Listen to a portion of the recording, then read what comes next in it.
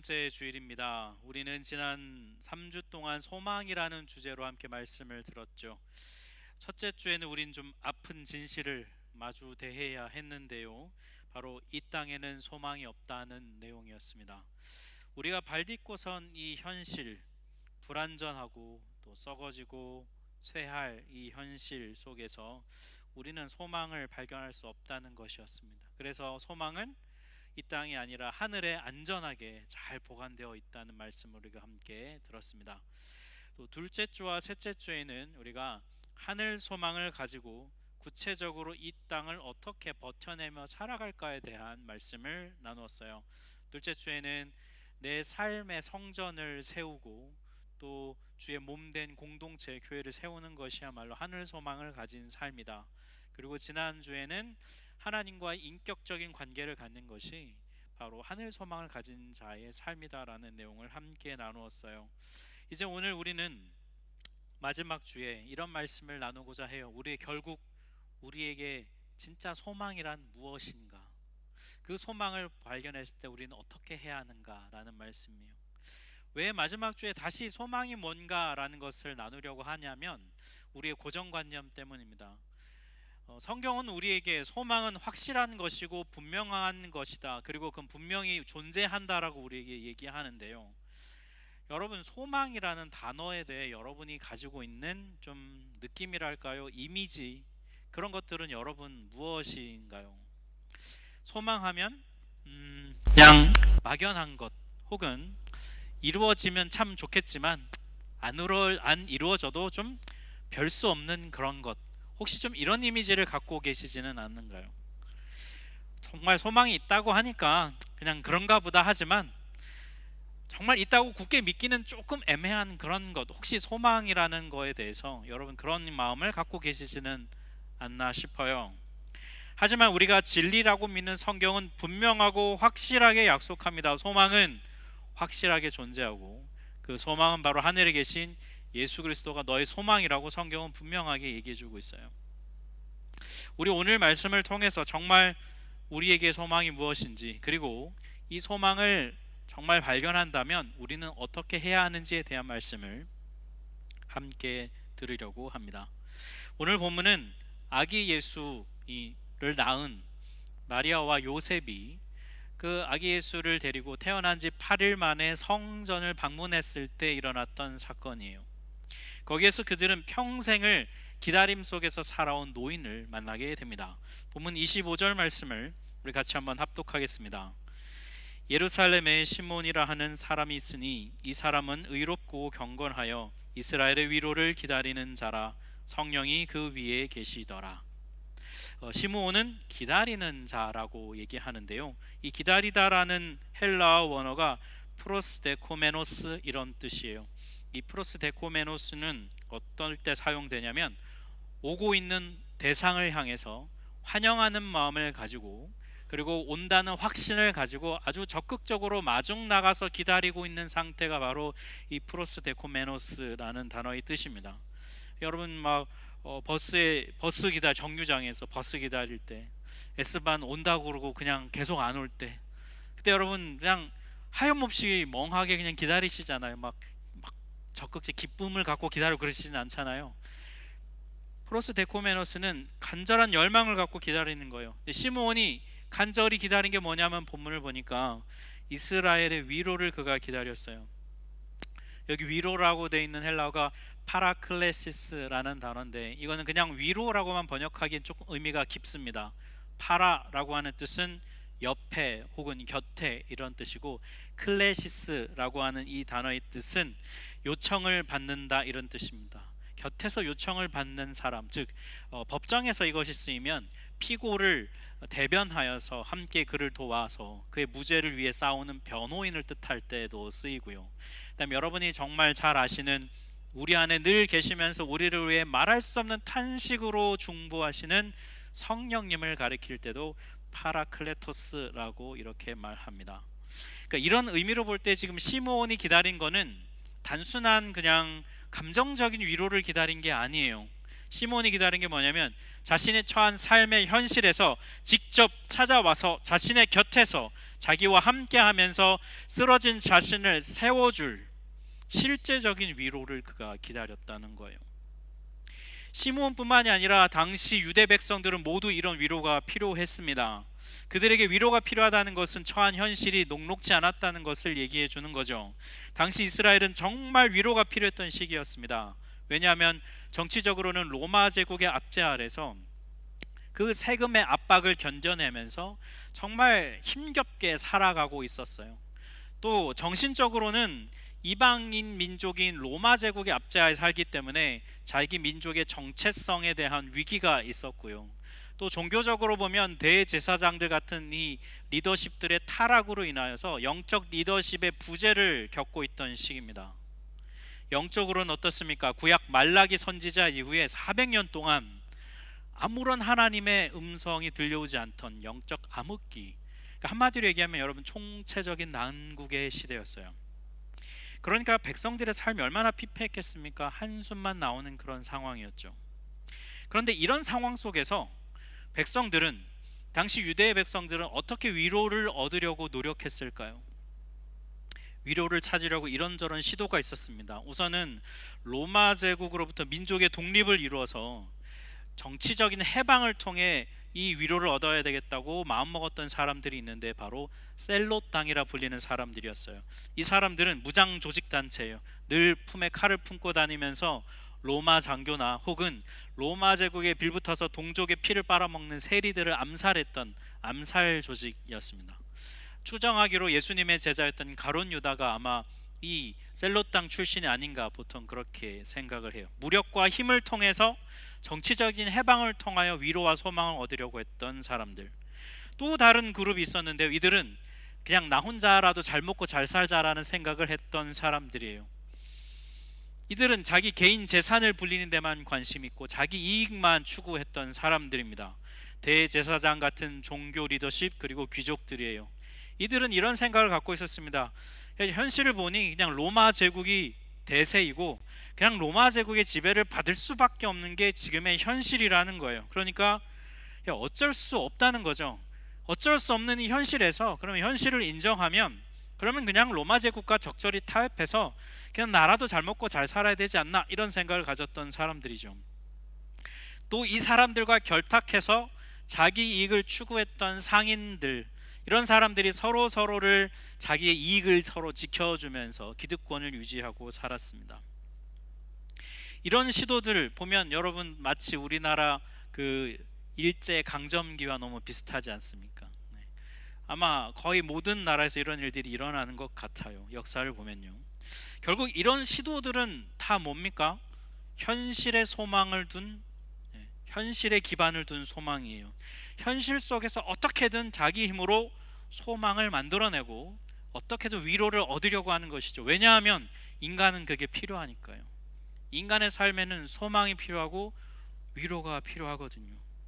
그런데 시므온이 기다렸던 이스라엘의 위로는 이런 종류의 위로가 아니었어요. 시므온은 알았습니다. 지금 이 현실의 절망은 사람의 힘으로는 해결할 수 없다.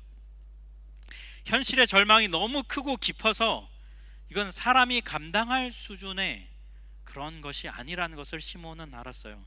이 현실 밖에 있는 누군가가 와서 우리의 눈물을 닦아주지 않으면 이거는 해결될 수 없는 거라는 것을 시므온은 너무 잘 알고 있었어요.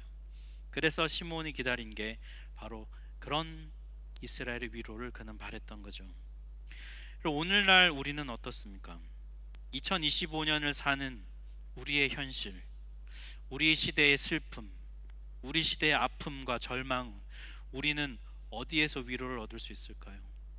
아직도 전쟁은 멈춘다 하면서 끊임없이 지속되고 있지 않습니까? 또 혹여나 해서 전쟁이 멈춘다 하지만 여러분, 언제 또 어디에서 또 이 전쟁이 일어날지 우리는 알 수 없는 시대를 살고 있습니다.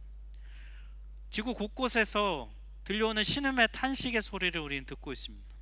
아무 이유 없이 쇼핑몰에서 사람을 죽이고 학교에서 총을 쏴서 사람을 죽이는 그런 시대를 우리는 살고 있어요. 어디에서부터 여러분 우리가 이걸 해결할 수 있을까요? 우리는 어떻게 이 시대 속에서 소망을 갖고 위로를 가지면서 살아가고 있습니까? 여러분은 어디에서 위로를 얻고 있습니까? 우리는 무엇을 간절히 소망으로 기다리며 살아가고 있을까요? 우리는 좀 겉으로는요, 이런 시대를 살면서 좀 괜찮은 척 살아갑니다. 그렇게 보여지고 싶어 해요. 하지만 혼자 있을 때, 남모르는 나의 마음 깊은 곳에는요, 여러분, 우리는 큰 영혼의 구멍이 뚫려 있어요. 그리고 이 구멍을 메워보려고 우리는 많은 안간 힘을 쓰고 있습니다. 때로 우리는 돈으로 그 구멍을 채워보려고 해요. 아마 치료 중에서 제일 탁월한 치료가 여러분 금융치료 아닐까요? 네. 가장 확실하잖아요.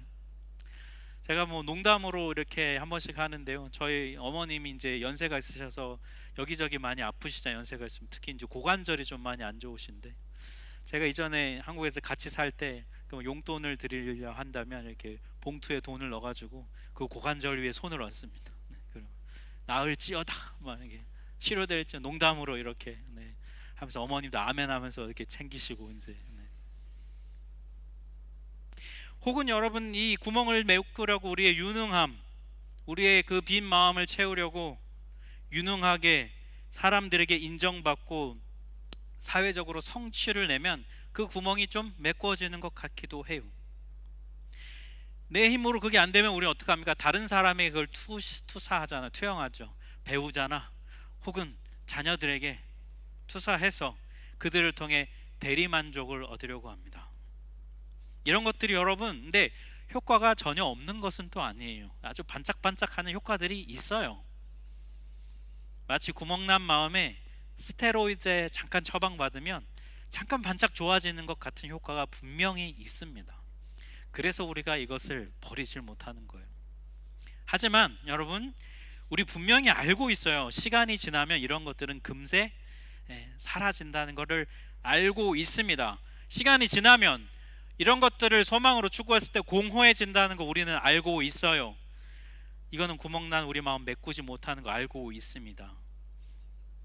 그럴 때 우리는 뭘 깨달아야 되냐면, 나는 소망을 만들어내는 존재가 아니라 나는 소망을 필요로 하는 존재구나 라는 것을 빨리 깨달아야 되는 것이죠. 시므온은 이걸 잘 알았던 것 같아요. 그래서 그가 기다렸던 이스라엘의 위로라고 하는 것은 이 땅의 존재는 만들어낼 수 없는 하늘로부터 오는 하나님의 개입만이 바로 소망이라는 것을 그는 잘 알았던 것이죠. 1주차에 나눴던 것처럼 이 땅의 존재 우리에게는 여러분 소망이 없어요.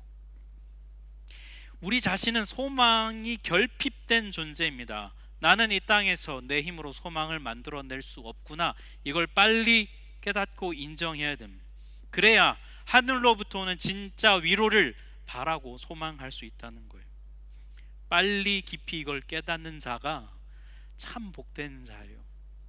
사랑하는 우리 하나교회 성도 여러분, 이 대림절 마지막 주일에 간곡히 권면합니다. 저와 여러분에게 이 시므온과 같은 마음이 있기를 축복합니다.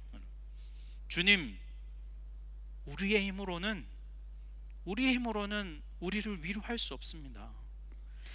주님이 오셔야만 합니다. 주님, 저는 소망을 만들어낼 수 없는 존재임을 고백합니다. 하늘로부터 오는 소망만이 나를 위로할 수 있음을 고백합니다.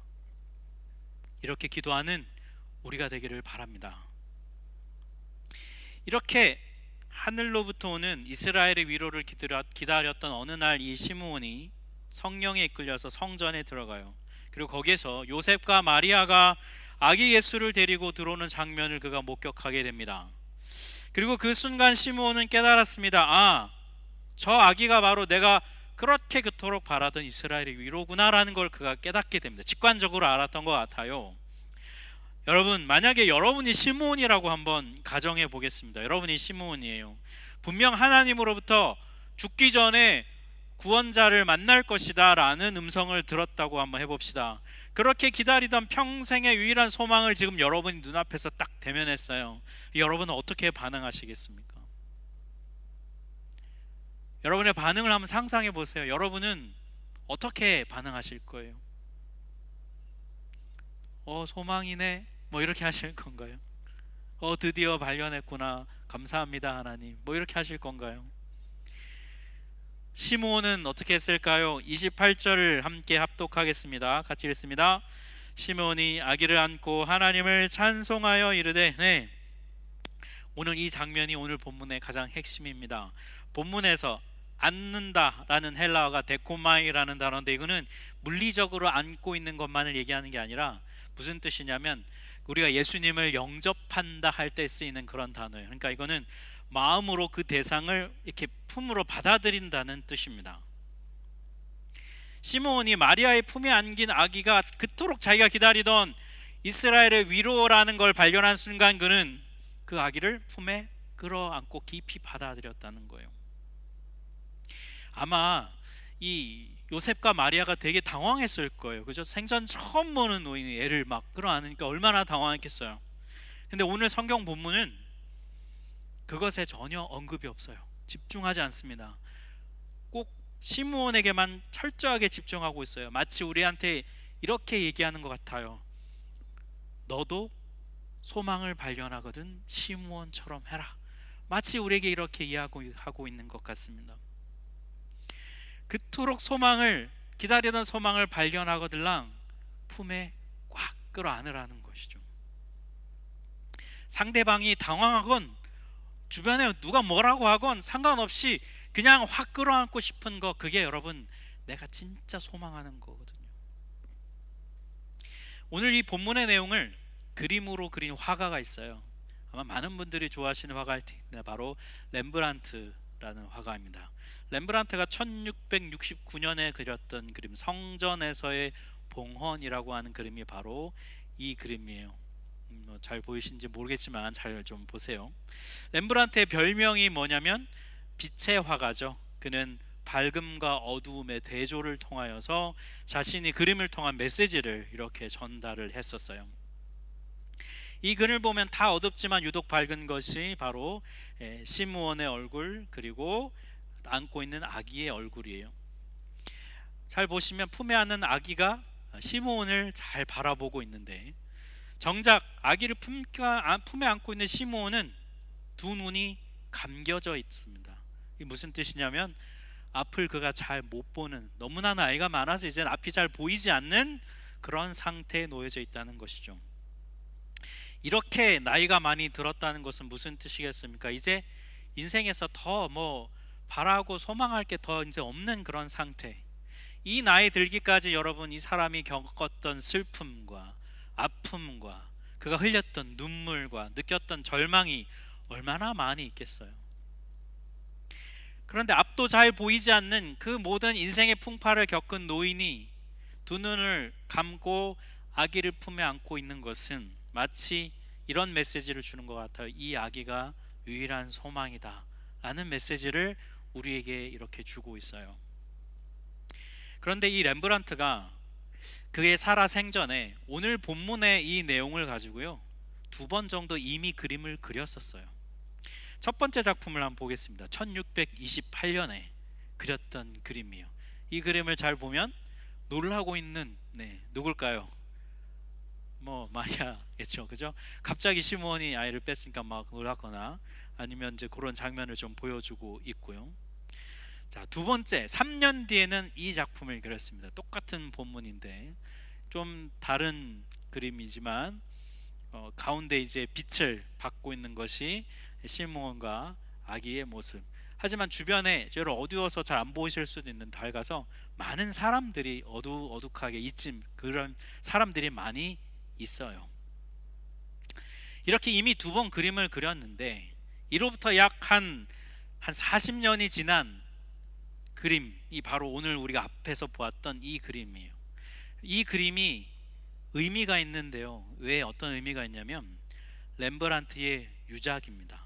그러니까 렘브란트가 죽고 나서 그의 화실에 보니까 그의 이젤 위에 이 그림이 미완성된 채로 놓여져 있었다는 거예요. 렘브란트가 죽는 순간까지 마지막으로 그리고 싶었던 그림이 이 그림이라는 걸 우리는 알 수 있어요.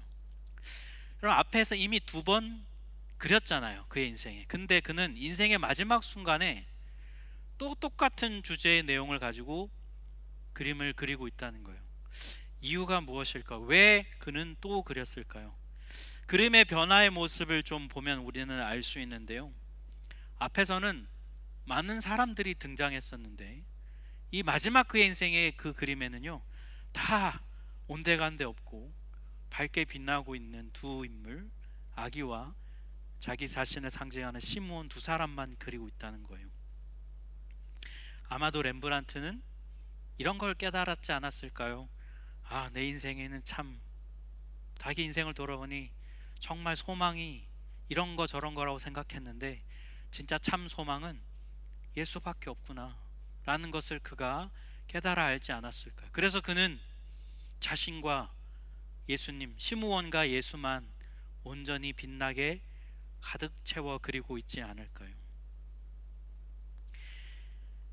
여러분, 정말 소망이 예수님 맞으세요? 여러분의 소망. 혹시 다른 것을 소망이라고 생각하고 여러분의 품에 품고 살고 있지는 않습니까? 썩어 없어질 그것, 거기에 목을 메고 어차피 실망하고 어차피 좌절할 건지 알면서도 붙들 수밖에 없어서 그걸 붙잡고 소유하고 끌어안고 살고 있지는 않습니다. 온전한 소망이신 예수를 끌어안으면요, 우리에게는 참 자유함이 주어져요. 오늘 본문 29절에 그걸 말씀하고 있습니다. 우리 29절을 같이 한번 합독하겠습니다. 주제여 이제는 말씀하신 대로 종을 평안히 놓아주시는도다. 이 놓아주시는도다라는 헬라어가 아폴리에이스라는 단어인데, 이 아폴리에이스는 노예나 죄수가 해방되는 것을 말해요. 밤새 보초를 섰던 그 군인이 이제 아침에 보초를 교대하고 자신의 임무를 끝낸 상태를 가리켜 아폴리에이스라는 표현을 씁니다.